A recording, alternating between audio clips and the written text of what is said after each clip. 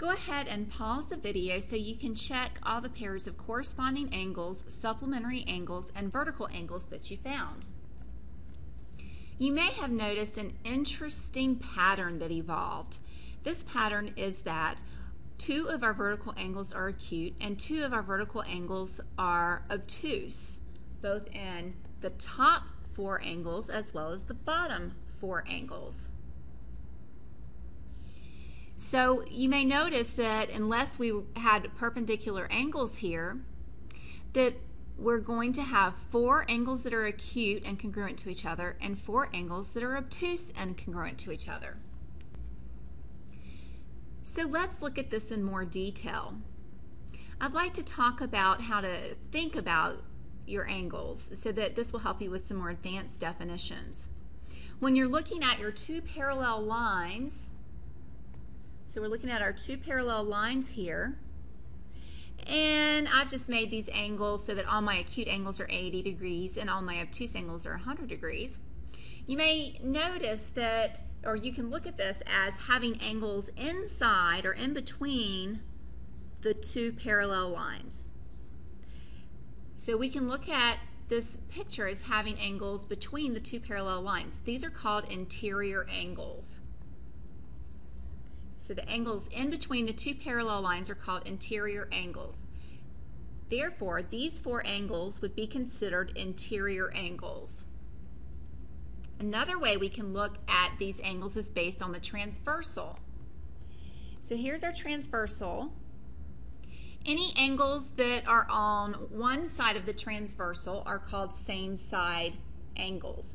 So angles that are on this side, the left side of my transversal, are same side angles, and angles that are on the right side of my transversal are same side angles.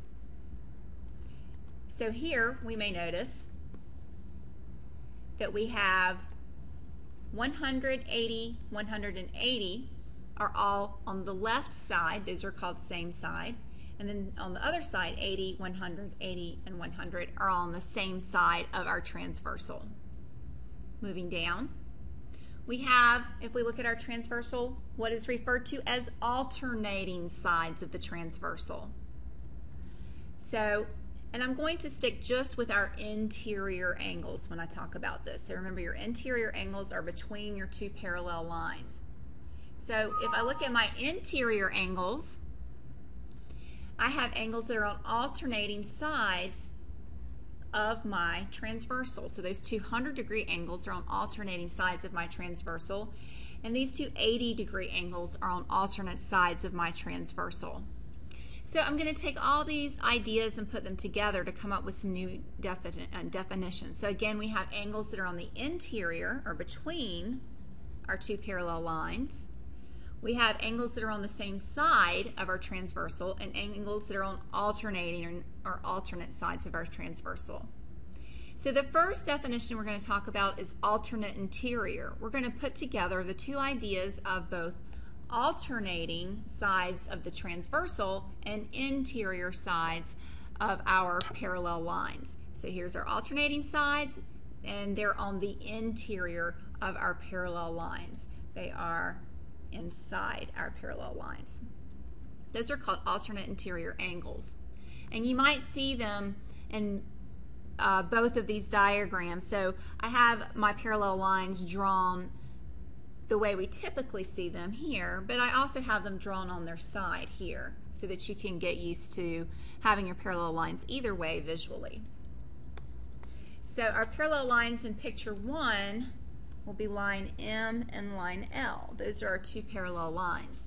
So our interior angles are going to be all these angles in here. And the alternating angles are the angles that alternate on either side of our transversal. This is our transversal. So our alternating angles are going to be angles 2 and 7 and 6 and 3. And we can see in this diagram that alternate interior angles are congruent. And we can actually figure this out from what we already know. We already know that our corresponding angles are congruent. So angle 4 is congruent to angle 2, and angle 5 is congruent to angle 7. Angle 1 is congruent to angle 6. Angle 8 is congruent to angle 3. And then the corresponding angles are congruent to each other. So because of corresponding angles and vertical angles, we can tell right away that angles 7 and 2 are congruent to each other and angles 3 and 6 are congruent to each other. These are angles that are on the alternate side of the transversal on the interior of our two parallel lines. So they're called alternate interior angles, and alternate interior angles will always be congruent. And I just proved why that is.